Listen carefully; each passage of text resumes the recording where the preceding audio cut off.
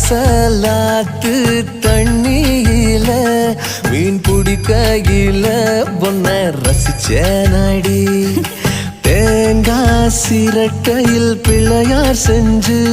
நீ கும்பிடையில் அத ரசிச்சேனடி